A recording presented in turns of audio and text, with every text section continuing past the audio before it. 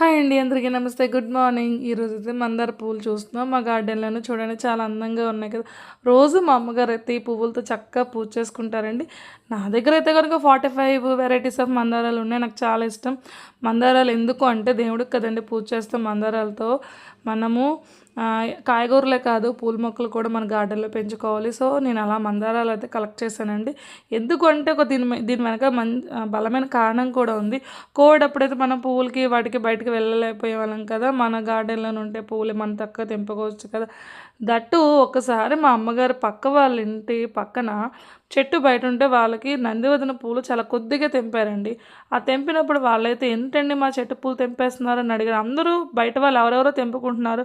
పక్కింటి వాళ్ళు తెంపుకుంటే వాళ్ళు అడిగేసరికి మా అమ్మగారైతే చాలా బాధపడ్డారు. సో, నాకది కొంచెం హర్ట్ అయ్యాను. సో, మా అమ్మగారిని వేరే వాళ్ళు అనడం ఏంటి, పువ్వులు తెంపుతుంటే దేవుడికే కదండీ పూజ. మనం ఎక్కువ పూజలు చేస్తే మనకేం పుణ్యం వచ్చేది. కొంచెం పువ్వులు పెట్టాలి. ఏంటంటే ఎన్ని పూలు పెడితే అంత నైవేద్యం పెట్టాలి. సో, నేనలా గార్డెన్‌లో అయితే మందార పూలేసుకున్నాను. Thank you for watching.